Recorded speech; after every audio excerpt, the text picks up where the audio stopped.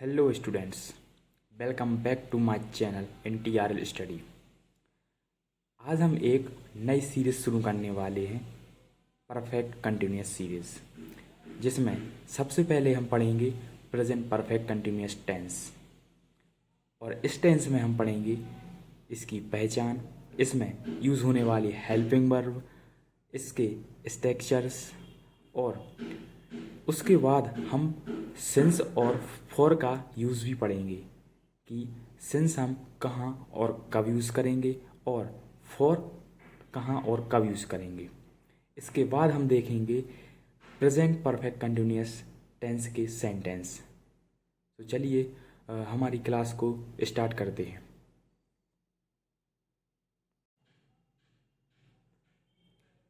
Present perfect continuous tense, चलिए देखते हैं इसकी पहचान।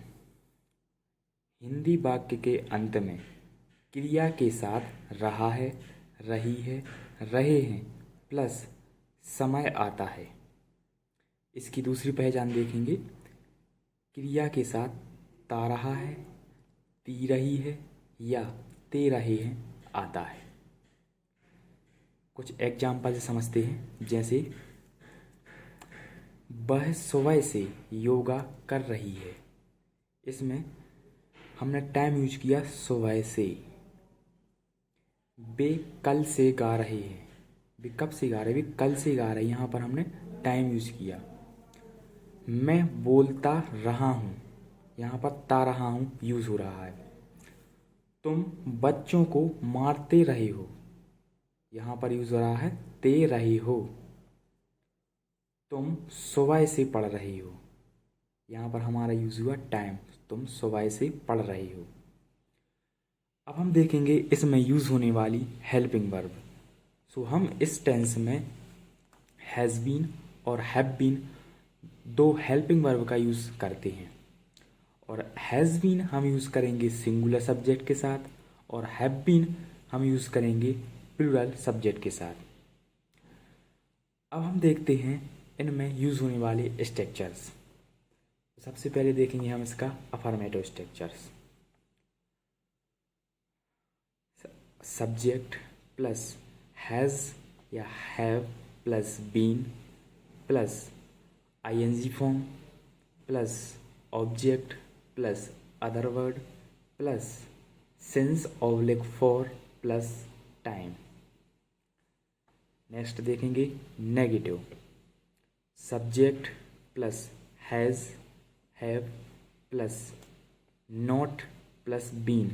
यहाँ पर हम हैज़ बीन और हैव बीन के बीच में नॉट का यूज़ करेंगे, जैसे यहाँ पर किया गया है।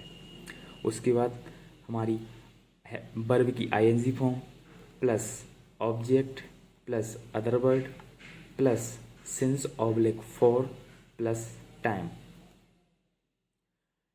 इंटरागेटिव। इंटरागेटिव में हमारी हेल्पिंग वर्ब को हम आगे लाएंगे, जैसे has oblique have plus subject plus been plus verb का ING form plus object plus other word plus since oblique for plus time. अब हम देखेंगे इंटरागेटिव नेगेटिव, जैसे helping verb plus subject plus not plus been plus ING form plus object plus other word plus since oblique for plus time. Now question word interrogative.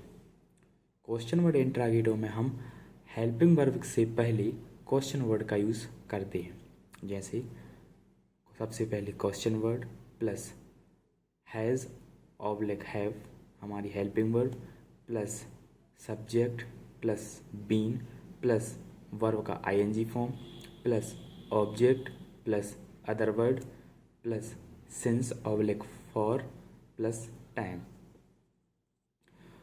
Question word interrogative negative. Question word plus helping verb plus subject plus not plus been plus ING form plus object plus other word plus since oblique for plus time. अब हम देखेंगे since और for का use, कि हम since का use कब करते हैं और फॉर का यूज़ कब करते हैं। तो चलिए देखते हैं सिंस और फॉर का यूज़। सबसे पहले हम नेम ऑफ मंथ, सबसे पहले हम सिंस का यूज़ करेंगे नेम ऑफ मंथ में, जैसे जुलाई, मार्च, जनवरी, फरवरी।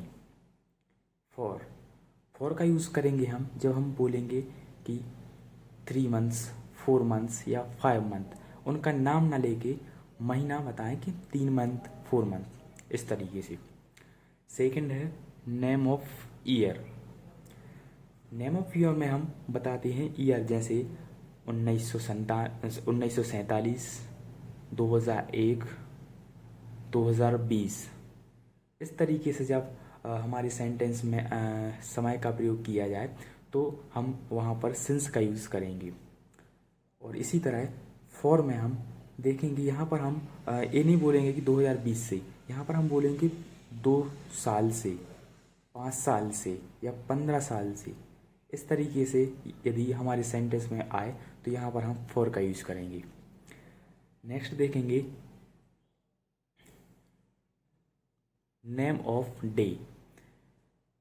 जब हम बोलें कि संडे, मंडे, ट्यूसडे, हम अपने दिन का नाम लें, वहाँ पर यूज़ करेंगे हम सिंस।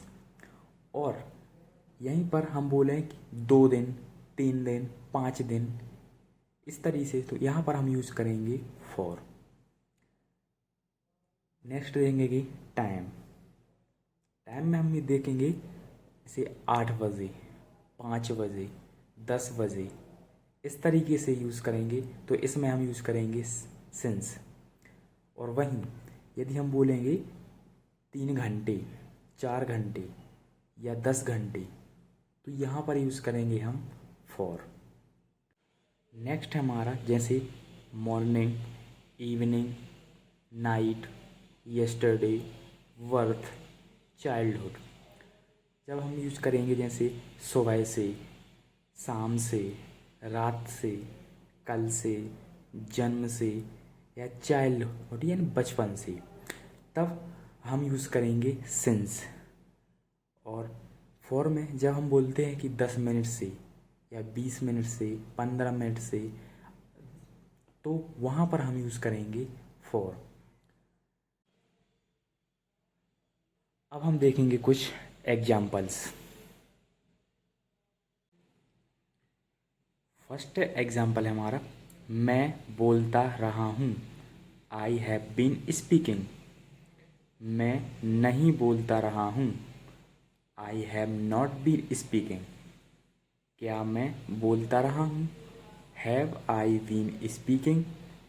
क्या मैं बोलता नहीं रहा हूँ, have I not been speaking. मैं कहाँ बोलता रहा हूँ, where have I been speaking. मैं कहाँ नहीं बोलता रहा हूँ, where have I not been speaking. Next sentence देखेंगे, वह सुबह से योगा कर रही है, she has been doing yoga since morning. यहाँ पर हमारा सुबह से यूज़ किया गया है, तो यहाँ पर हम यूज़ करेंगे सिंस। वह सुबह से योगा नहीं कर रही है, she has not been doing yoga since morning. क्या वह सुबह से योगा कर रही है, has she been doing yoga since morning. क्या वह सुबह से योगा नहीं कर रही है, has she not been doing yoga since morning. वह सुबह से योगा क्यों कर रही है, why has she been doing yoga since morning. वह सुबह से योगा क्यों कर रही है, why has she been doing yoga since morning. वह सुबह से योगा क्यों नहीं कर रही है, why has she not been doing yoga since morning. Next example देखेंगे। वे कल से गा रहे हैं। They have been singing since yesterday। वे कल से नहीं गा रहे हैं। They have not been singing since yesterday। क्या वे कल से गा रहे हैं? Have they been singing since yesterday। क्या वे कल से नहीं गा रहे हैं?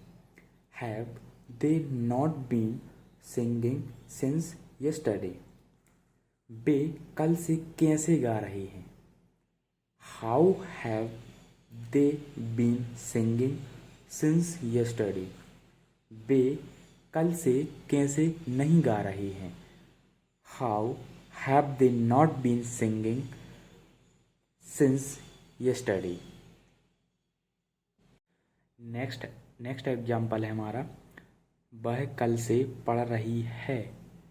She has been studying since yesterday। वह कल से नहीं पढ़ रही है। She has not been studying since yesterday। क्या वह कल से पढ़ रही है? Has she been studying since yesterday। क्या वह कल से नहीं पढ़ रही है? Has she not been studying since yesterday। वह कल से कहाँ पढ़ रही है? Where has she been studying since yesterday। वह कल से कहाँ नहीं पढ़ रही है? Where has she not been studying since yesterday।